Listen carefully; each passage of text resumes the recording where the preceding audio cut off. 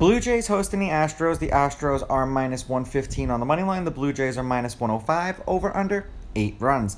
Astros laying a run and a half on the run line are plus 130, meaning if you bet them that way, they must win by 2. And the Blue Jays getting a run and a half on the run line are minus 160, meaning if you bet them that way, they win this game outright, you win. They lose by 1, you win. Head-to-head, the home team is 7-3. The home team's on a 2-game winning streak. The Blue Jays are on a 2-game winning streak. These teams are 5-5 against each other in their last 10. The favorite has won the last 2 games they played against each other. The favorite is 7-3 on the money line. However, the underdog getting a run and a half on the run line is 7-3. There have been 4 one-run games in their last 10, including the last game that they played against each other.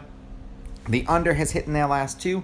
The under is 5-4-1, and the over-under at 8 runs is also 5-5. Now, I don't imagine that the roof is going to be open, especially because it's showing that it's kind of raining out there in Toronto, so I imagine the roof will be closed, so the wind won't make a difference, but just in case the roof is open, the wind is blowing at 6.9 miles per hour between the hole and first and second base out towards left center field. Now, Valdez pitched once against the Blue Jays last year, 6 1/3, 3 runs, 3 earned. The Astros lost that game 3-2, and that was in Toronto, and he only struck out 2 batters in that game. The Astros are 7-3 in Valdez's last 10 starts. They've won his last 5 starts. He's averaging 6 2/3 innings pitched and 7.1 strikeouts per game in those games.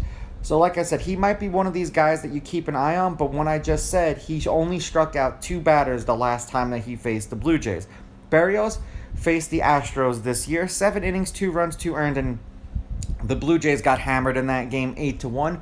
He struck out 3 batters. That was in Houston. They are also 7-3, by they I mean the Blue Jays, in his last 10 starts. They have won his last 3 starts as well. He's averaging 6 innings pitched and 5.6 strikeouts per game in those games.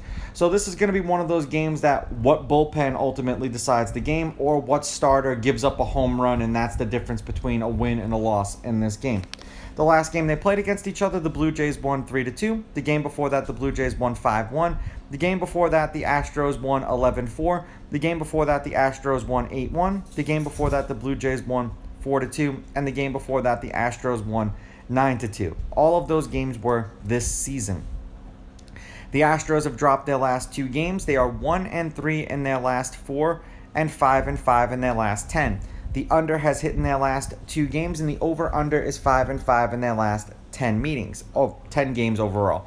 3 runs, 15 runs, 6 runs, 5 runs, 1 run and a loss, 11 runs and a win, 1 run and a loss, 2 runs and a loss. For the Blue Jays, they've won their last 2. They are 8-2 in their last 10. The under has hit in their last 2 games, and the under is 7-2-1 in their last 10 games. So they've been getting some exceptional pitching. That's what that tells me. We've had 10 runs, 15 runs, 6 runs, and 5 runs. 6 runs and a win, 4 runs and a loss, 5 runs and a win, 3 runs in a win. I'm on the fence about this one, but I'm going to roll with the home underdog here. I know it seems a little bit strange, but I'm going to do it anyway. I'm going to take the Blue Jays with the money line. I'm going to take the Blue Jays getting the runs, and I'm going to go under with both of these pitchers on the mound. It's just going to be a matter of which team's bullpen comes through, and neither one of these teams have been scoring a lot of runs, so I'm just going to roll with the home team continuing to win. These are just my picks. If you disagree, please go with your gut, and please bet responsibly.